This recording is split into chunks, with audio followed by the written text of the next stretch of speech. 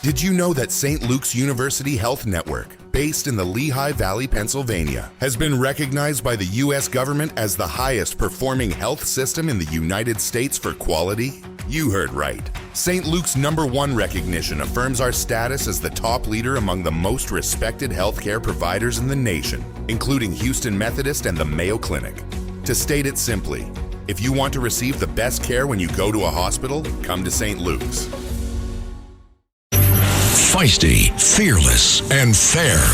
She's an Emmy-winning journalist from the White House to war zones, telling all sides of the story. This is the Rita Cosby Show. Breaking news. And tonight on the Rita Cosby Show, in just the last few minutes, great relief for many commuters, 300,000 to 400,000 on what is deemed as the biggest commuter railroad in the country, the Long Island Railroad, the LIRR. And a deal has now been reached between the LIRR unions and the MTA. And service is expected to resume tomorrow at noon local time. So a little over 12, 13 hours, at least 14 hours from now.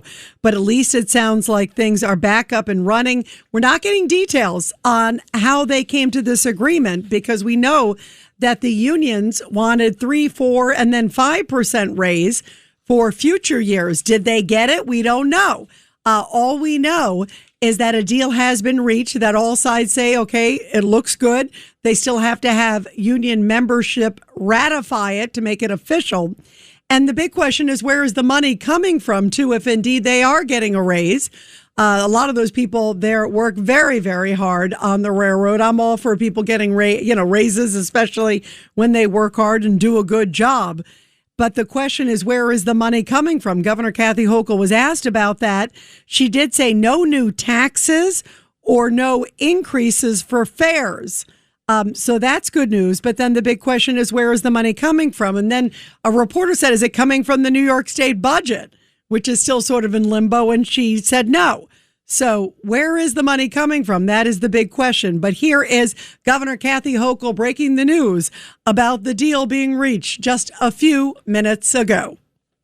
Now, negotiations are rarely easy, but I have a lot of respect for the collective bargaining process that unfolded over the last few days. And I always believed that we could reach a good, fair compromise, a contract that achieved two principles.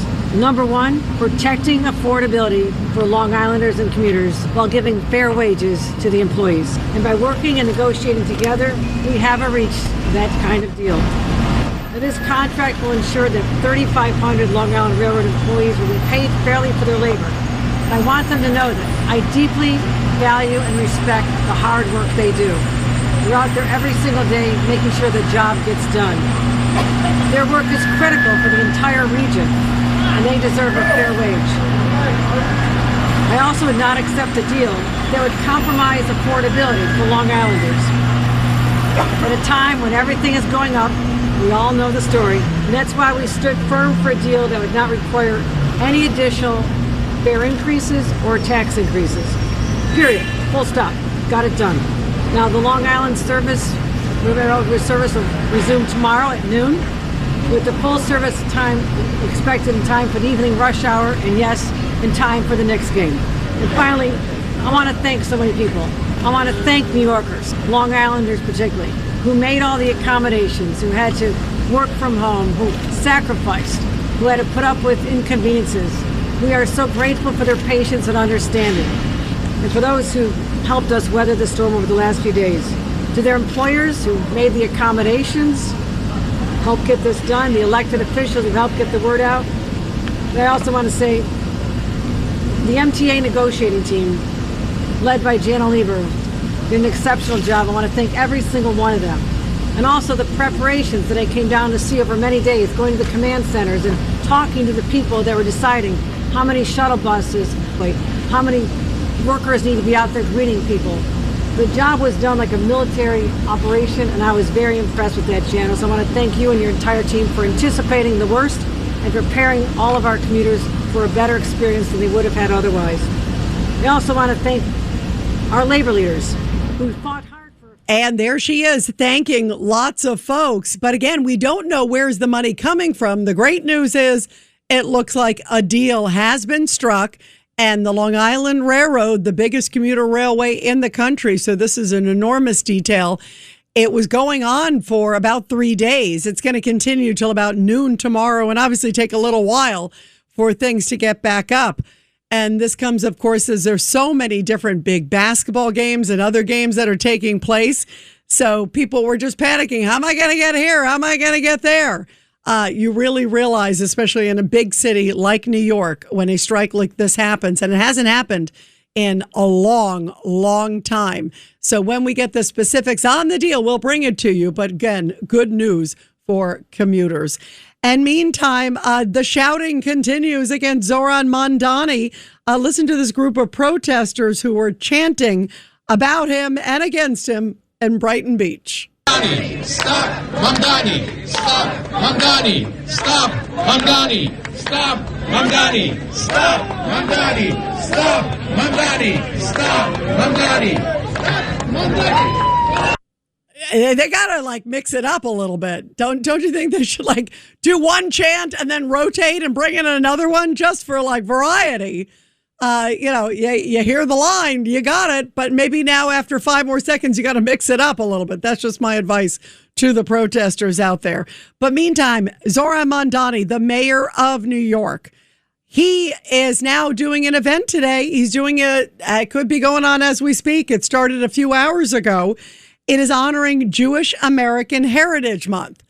And I think that's obviously a very important thing. It's a beautiful thing.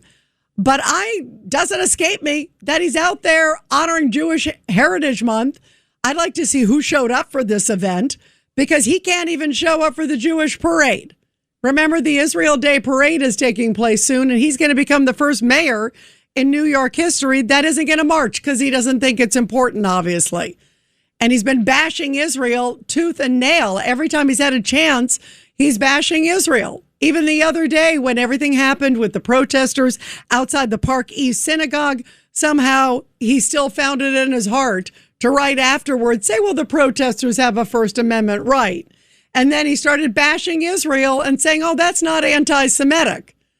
So what is he doing? He's having this Jewish American Heritage Month. I'd like to see who goes.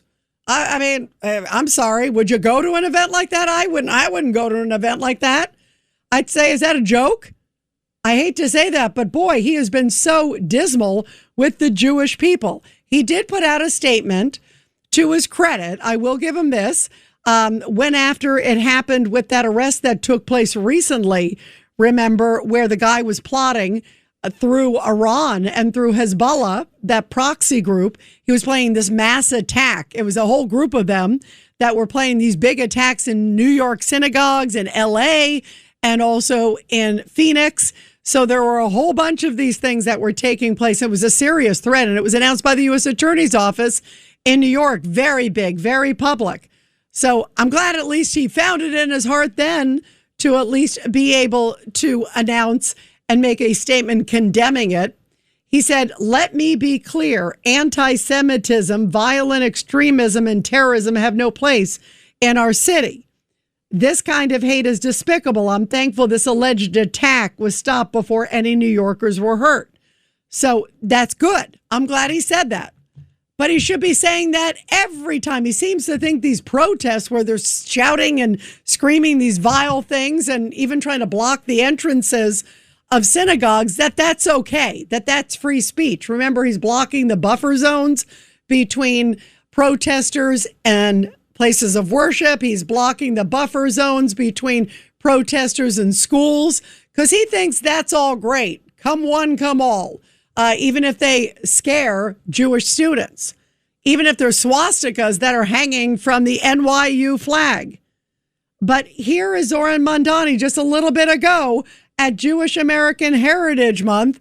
I'm glad he's having it at Gracie Mansion, but I wish he found it again in his heart to march at the Jewish parade, the Israeli Day parade. That's a disgrace. But here he is at the mayor's house a little bit ago. Chag Sameach, everyone. And welcome to Gracie. It is such a pleasure to be celebrating Shavuot with you as we honor Jewish American Heritage Month. And I see here leaders across our city. We have an elected official, City Council member Harvey Epstein, who's here with us. Our former controller, Brad Lander. I want to acknowledge Rabbi Erwin Kula for his beautiful invocation, and Felisa Wisdom, the executive director of our mayor's office to combat anti-Semitism. I also want to acknowledge a few leaders from across our administration in Steve Banks, our corporations counsel, Julia Kirsten, our deputy mayor for operations, and Sam Levine, our commissioner of DCWP.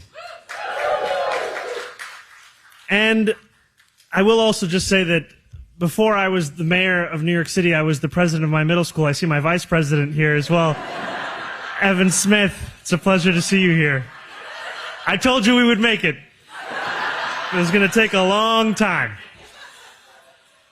It's a real pleasure. And I see here so many leaders who have taken the time to help build a path in this city for each and every person to be proud of who they are and where they live. And I thank all of you for the time that you have given, not just me, but given our administration in getting to this point. It is truly a pleasure to see all of you here. Yeah, who showed up? And also, didn't they wonder maybe this is a moment where they should say, Mr. Mayor, will you finally come to the Israeli Day Parade? I mean, I'm not a big believer in like embarrassing someone publicly, but maybe they're using the moment to get in his ear and say, this really doesn't look good. Your scolding of the Jewish population is not good. And we don't kind of buy it with this event that you're doing tonight in Gracie Mansion. Here is Congressman Randy Fine, who has had it up to here with Mamdani.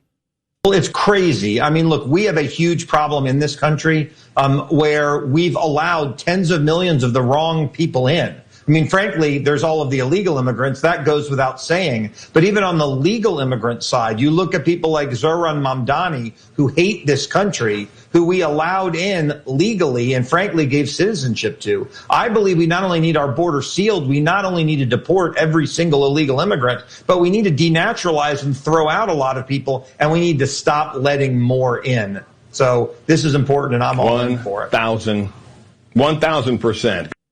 Breaking news.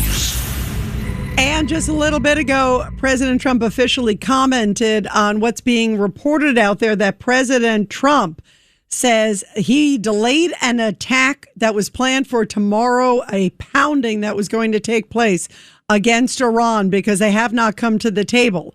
Apparently, a number of countries in the Arab world, Saudi, UAE, and Qatar, have said, we may be close to some sort of deal. We are asking you to put this on hold. And the Pakistanis also speaking up. But here is President Trump officially announcing what was about to happen tomorrow. And he says maybe there may be a deal on the horizon. This could be big news. Well, other countries have come to me and they've said we were getting ready to do a very major attack tomorrow. I've put it off for a little while, hopefully maybe forever, but possibly for a little while, because we've had very big discussions with Iran, and we'll see what they amount to. I was asked by Saudi Arabia, Qatar, UAE, and some others if we could put it off for 2 or 3 days, a short period of time, because they think that they are getting very close to making a deal. And if we can do that where there's no nuclear weapon going into the hands of Iran, I think, and if they're satisfied, we will be probably satisfied also. We've informed Israel. We've informed other people in the Middle East that have been involved with us. And, it's a very positive development, but we'll see whether or not it amounts to anything. We've had periods of time where we thought pretty much getting close to making a deal, and didn't work out. But this is a little bit different. Now, we're ready going tomorrow, very big, and not something I wanted to do, but we have no choice because we cannot let Iran have a nuclear weapon. Wow, that is big. And you just heard him say that we have agreed, we, the United States, obviously President Trump, agreeing to put it on hold, to put it off, to give another chance of negotiation. You got to give him credit for that. He keeps trying for a peaceful solution definitely peace through strength because he's got a lot of military might in the theater there in that area there in the Mideast. But he said, and I thought that was really interesting because that sound just came in, that he is putting it off for 2 to 3 days. So in other words, I'm just going to give you a few more days. I was planning on hitting you. I'm going to wait, but I'm not going to wait much longer. If that is not putting Iran on notice, I don't know what is. 1-800-848-9222. And everybody will continue right after the break on a very busy news night here on The Rita Cosby Show. The Rita Cosby Show.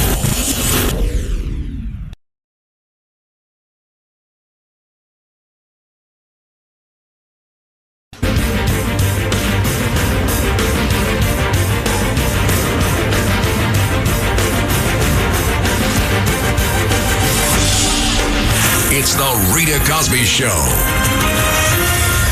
Let's go to Al in Yonkers on line 1. Al, your thoughts tonight?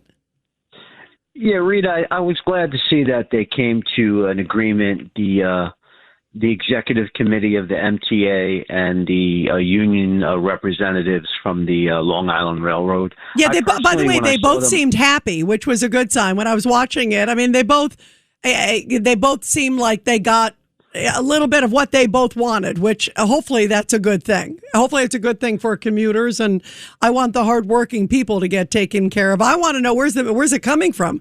If there is a raise, who's paying for it? Yeah, well, like any politician, the governor wanted to get this put aside. It's nothing new. I mean, you can go back 60 years when people, like when Lindsay became mayor and there was a strike, he wanted to put that to rest. So I think, to her credit, the governor, she just wanted to get this obstacle, pushed aside and worry about it another day. Al, I think you absolutely hit it on the head. This was disastrous for her politically. She was getting hammered. Yes. And in fact, earlier we were talking with Bruce Blakeman, of course, who is the New York GOP gubernatorial candidate.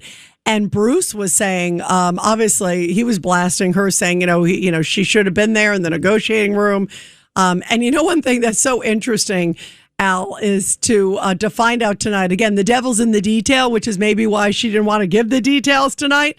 Where's the money coming from? She says it's not from the state budget, so let's see.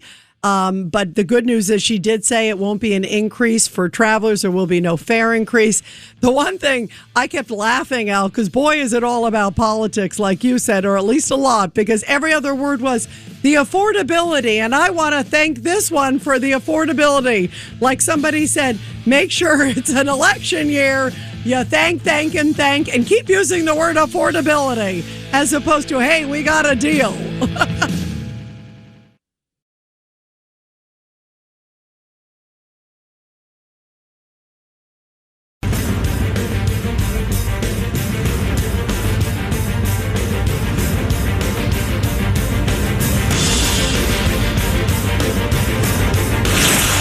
Rita Cosby is on.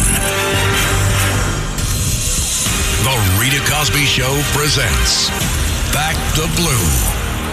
And this Back the Blue segment is coming from Saginaw, Michigan, where a woman was rescued by police from a burning vehicle thanks to those great officers who heroically pulled her from the flames.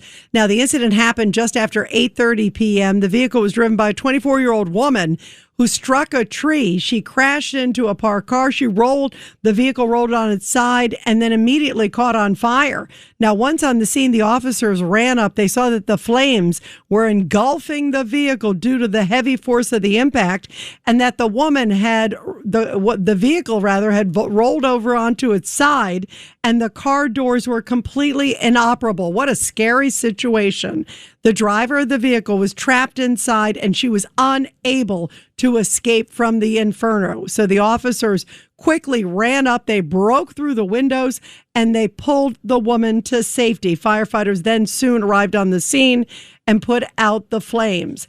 The driver is currently in a local hospital with serious injuries, but is listed in stable condition and lucky to be alive, thanks to the great heroic work of these officers. And bravo to our great men and women in blue. What a scary, frightening situation. And some news coming from the border. Breaking news. This just in, if this does not crystallize the contrast between President Trump and President Biden on the border, there were fewer migrants that were nabbed at the southern border on an average day last month, that basically fewer than a typical hour when Joe Biden was president. Think about that. So compared to an average day in April, the last month, under President Trump, there were less than a single hour under Joe Biden. If that doesn't show to you what a crazy situation it was under Joe Biden and what a sharp contrast it is right now under the Trump administration, securing the homeland and protecting all of us. In a statement coming out from Mark Wayne Mullen, the Homeland Security Secretary, he says the days of catch and release are over. We are enforcing the nation's laws and sending illegal aliens back to their home country. That is a jaw-dropping contrast, and that just shows, thank God, President Trump came into office. Can you imagine if the wave of illegal migrants had kept coming, and we still have so many more that are in this country illegally, especially those with very, very severe criminal records? Well, also, President Trump putting out the word, this is big news, that there was a planned mass attack that was scheduled a few hours from now against the country of Iran, because the last deal that they gave to President Trump was, I guess, what's a nice way to say it, bumkus.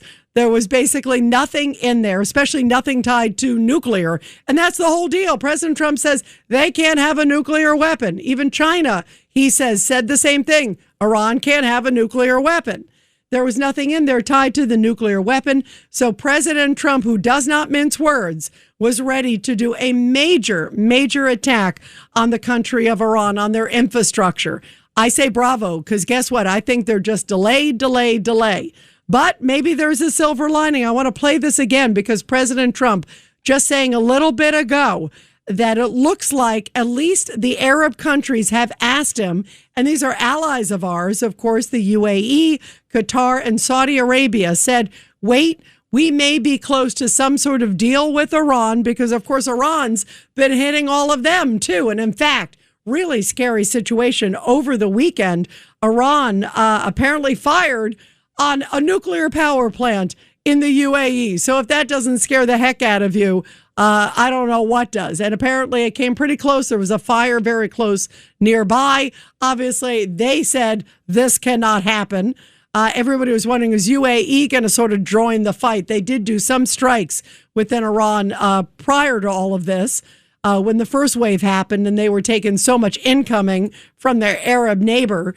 But now apparently they are telling President Trump, wait, maybe 2 or 3 days, we may have a deal. And look, courtesy to President Trump, credit to him, he is waiting to see. The question is this just another stall tactic, not by our Arab countries, but by Iran? Are they still playing games? And if they are, I'm sure that President Trump will hit them probably by the end of the week. If he says that they're just dangling a little fake, oh, we've coming to the table now. We promise now, this time we're really going to do it. President Trump does not want to mess around. But here he is again. I want to play this because this is a big deal. There was a major strike planned, and he has now called it off for tomorrow, but only for a few days. Well, other countries have come to me and they've said we were getting ready to do a very major attack tomorrow. I've put it off for a little while, hopefully maybe forever, but possibly for a little while, because we've had very big discussions with Iran, and we'll see what they amount to. I was asked by Saudi Arabia, Qatar, UAE, and some others if we could put it off for 2 or 3 days, a short period of time, because they think that they are getting very close to making a deal. And if we can do that where there's no nuclear weapon going into the hands of Iran, I think, and if they're satisfied, we will be probably satisfied also. We've informed Israel. We've informed other people in the Middle East that have been involved with us. And, it's a very positive development, but we'll see whether or not it amounts to anything. We've had periods of time where we thought pretty much getting close to making a deal, and didn't work out. But this is a little bit different. No, we're ready going tomorrow, very big, and not something I wanted to do, but we have no choice because we cannot let Iran have a nuclear weapon. And bravo to him for being the first American president to have the guts to take on Iran. And you know, when he says he was planning a mass attack tomorrow, it was going to be a doozy. And he keeps saying that it's going to be bigger and more powerful than anything they have done before. So he may be going after major infrastructure. So the pressure surely is on Iran now. Here is Deputy Press Secretary for the White House, Anna Kelly.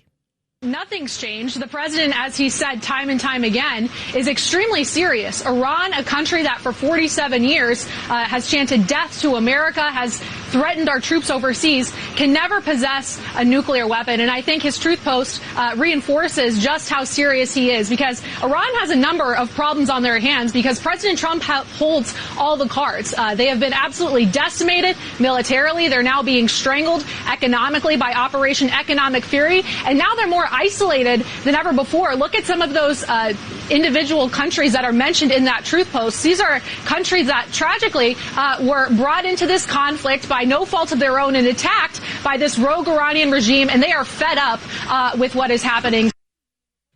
Yeah, they are fed up. And President Trump does not mess around. He has to do something too, because you already sort of see the mainstream media saying, oh, he's waffling, he's this, he's that.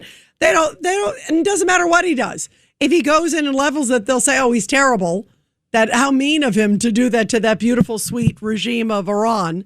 And then if he doesn't do anything, they call him a chicken. So it's like, I mean, he can't win for losing. But if you look at some of the polls, it is affecting him in the polls. There's no doubt, guys. We got to be honest about it. You look at the numbers, it is definitely affecting him because we're heading into summer season. A lot of people said, okay, Memorial Day sort of really kicks it off. And you've got a lot of people traveling with Memorial Day weekend coming up. You know, gas prices, not that it's going to drop even if things were to solve right away. It's always going to take a while. But certainly Wall Street will like it and the rest of the country. And you have to look, there is a concern. I mean, his poll numbers are definitely taking a hit. He didn't do it for the political reasons, and that's why I really applaud him. He did it because it's the right thing to do. But yet, also, Bill O'Reilly, who we talked with earlier, says, you know what? He has to hurry up and finish the job once and for all. One way or the other, either peace deal or pounding. No in between. They're executing people every day in Iran publicly so that everybody sees you get out of line, you have a rope around your neck. And, but, this is an interesting week in history because Trump has got to do something. Has to. Because he's watching his legacy dissolve now. And that means a lot to him. Yeah, and legacy does mean a lot. Bill knows. He talks to the president a lot. And he's seeing the numbers. Look, the legacy could also be peace in the Middle East. That would be enormous. If he gets rid of a nuclear Iran, gets a regime change, gets major concessions, gets them put back into the Stone Age, that's a great legacy. It will be bumpy in between now and then, but hopefully that'll come soon. And President Trump doesn't like to wait a long time. So he's hoping this comes to fruition. But this is obviously a lot more difficult than he thought. But the Iranians are zealots. I mean, they just put out a statement a couple hours ago that was like, bring it on, essentially.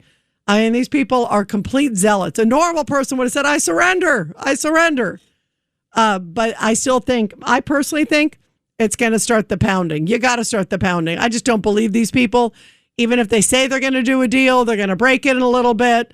Obviously, they realize he's serious and they don't want to be sent to the Stone Age, although some of them maybe don't care so they can see the 70 virgins. That's, these people are zealots. They are wackos.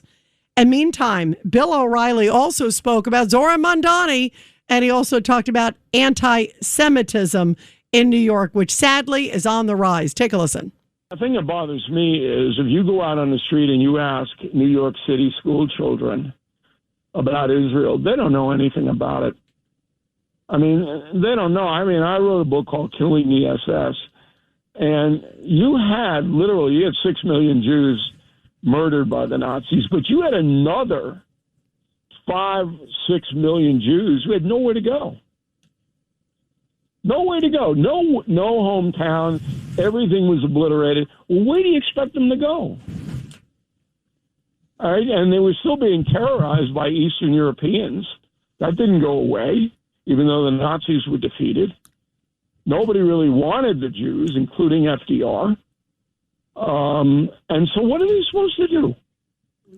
And then when they get there, thanks to Winston Churchill and Harry Truman, those are the two titans that made it all happen. Then they're under the gun, literally, from then till now, with people trying to destroy them. And the New York Times and all the stuff that we're seeing played out on a daily basis. Well, I mean, come on, just use your head. You had nowhere to go. Most of their population was murdered, and you're giving them a hard time because they're in the desert? Come on.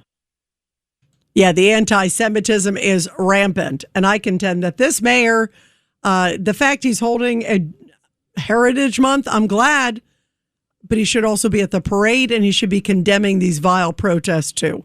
1-800-848-9222.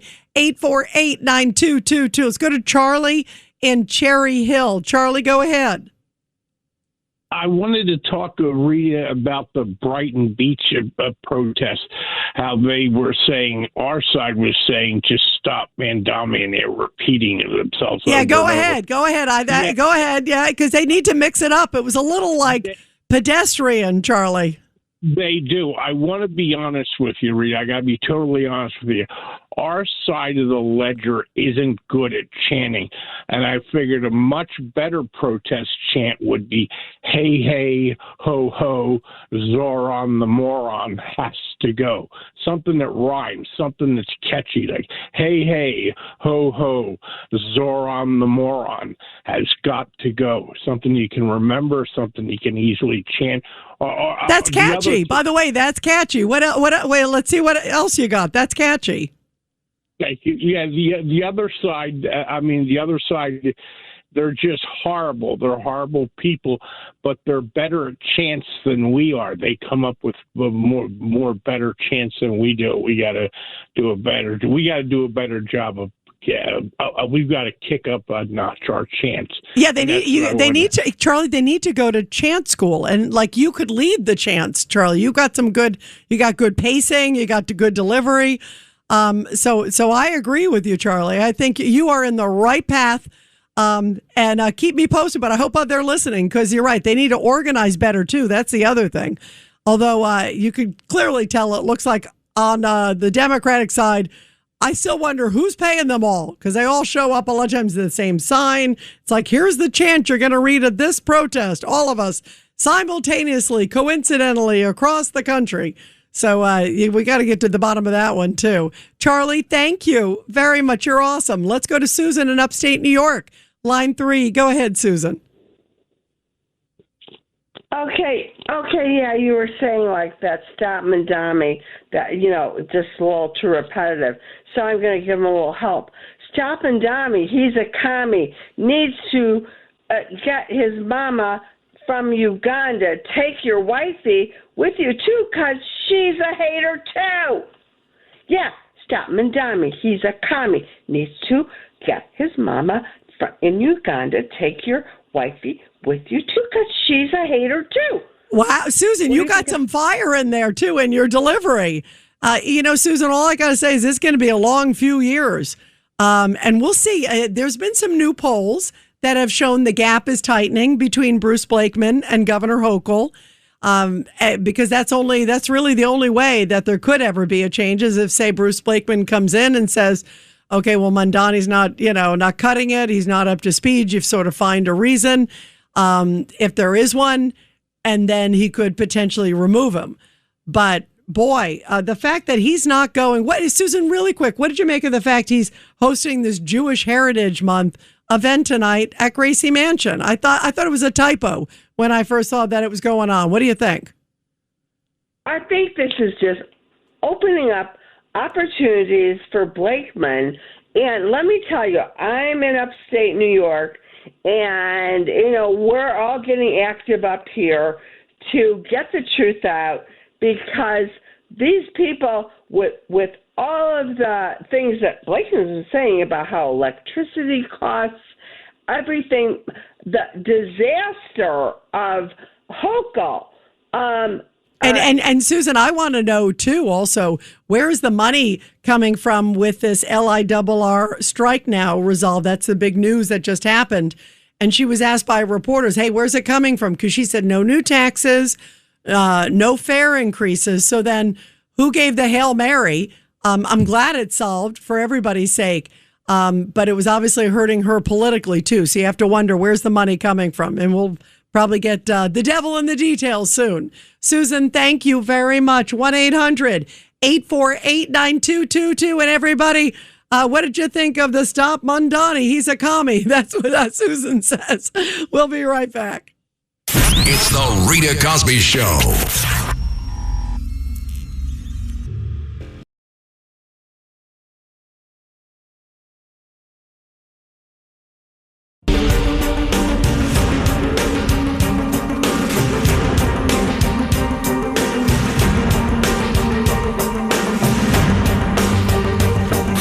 This is the Rita Cosby Show. And let's continue your calls here on the Rita Cosby Show. Let's go to Garrett in Philadelphia, line 5. Hey, Garrett, go ahead. Hey, how great is that slush fund that President Trump is setting up for J6ers that beat the crap out of cops? Garrett, I had a feeling that your name is not Garrett. I had a feeling because you obviously don't have the guts to put your real name in. But next time when you really call with a real name, we'll be happy to take you because then you're a real person. Thank you very much. Let's go to Jerry in Pennsylvania. Line 1. Jerry, go ahead. Rita, I just think that we should stop saying that Iran is not a quagmire. No, it's not a quagmire like Vietnam, but it could be worse. And I'll tell you why. Yeah, how could it be worse, Jerry? We have waiting at the gates, the Communist Democratic Party. And the legacy that Trump could have if we lose the elections in 2028 and 2026 upcoming is he could be ushering in the Communist Party, unintentionally, of course. But if we lose this opportunity now to try to get Iran right, if for some reason gas prices stay high over the summer, I'm afraid we might be ushering in communism. So it would be interesting if we save ourselves from Iran, but we just end up a communist nation ruled by people like AOC going forward. And I'll tell you, they'll pack the court. They'll use the nuclear option in the Congress and the Senate. They'll put people in jail again. And only worse, they'll get it done this time. They'll put the nail in the coffin on us. It's interesting. Jerry, you bring up actually some very important points. And you're right. And listen, I'm sure President Trump obviously is well aware of this. He definitely is. People close to him are very well aware. But on the other hand, say this gets done, right? Say it gets done and either Iran gets pounded to submission or a deal is done, and it happens in the next, few weeks. Does that and then there's a victory at his back? I mean, that would be amazing. What do you think? Would that change the equation? Of course, but that's what's up for grabs. That's why I say this is worse than a quagmire of Vietnam right now, because we are at a point where we have communists waiting at the gates. No, you bring up a great point, and you're right. It is. They have gone so far left. You're right. It's like a choice between sane and insane.